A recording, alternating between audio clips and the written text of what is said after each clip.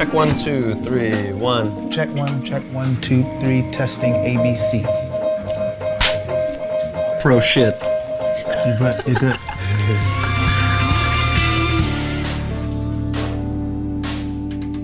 I was at college at the University of North Texas in 2004. I was writing music that wasn't really jazz, even though I was at jazz school. So I just got a group of my friends together, like 9 of my buddies, and we played a gig in the basement of a pizza shop, J&J's Pizza on the Square in Denton, Texas, and now it's 11 and a half years later, so we're still doing our thing. It's just the love. I mean, when you love something, you go as far as you can to see it through. For me, it was just simply love of music and wanting to find a way to be creative. And in a lot of other instances outside of this band, you don't really get to do that. It's a rare thing to be in a situation where you're like playing with people you love And having fun.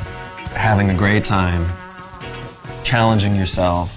Yeah, well, part of playing in this band for me is I noticed that I found myself trusting my bandmates more over the course of time. I mean, the more we play together, the more we understand like what's about to happen and how we can change what's going to happen through our instruments and how we, and not playing more than what you're supposed to play. And this band is big on bringing the ideas together in such a way where it's not overstepping the boundaries of somebody else. So. And although the individuals are all really great players, like that's not what the band is about at all. Yeah. You know, it's really about everyone finding their place together to create something as a group, you know? And I think we all hold each other to a standard of like, there's a bar, and if anyone goes below it, the rest of the guys inform you. Sometimes not so diplomatically, you know, so.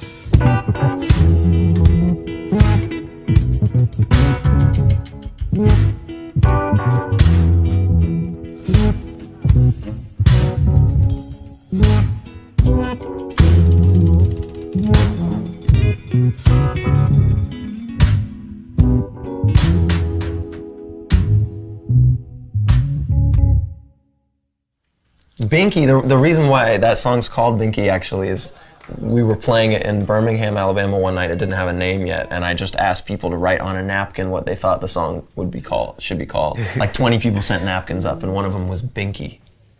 Come on. And I liked it. It made sense to me for some reason. Binky. So I called it that. I don't even know what it is. A Binky like a little blanket like that a baby has? I don't know. It's a pacifier. It's a pacifier. Yeah. Okay, I didn't know that. We have some songs that have compelling and inappropriate stories behind the song titles, but we didn't play them today. There's always a risk in doing something different. Yeah. High risk, high reward. Snarky. Yeah, exactly. Yeah, that's true though, you know? I mean, you really, the more you risk, I think the more fulfilling it is when you achieve what you're going for, you know? Sometimes the reward is just playing music, you know, the right way, and growing as a musician. I mean, I think when we play, the only objective that we have is to enjoy ourselves and to play the songs. And it can be different every night, but as long as those two things are happening, as long as we're having a good time and we're, you know, doing the songs justice, then we're cool.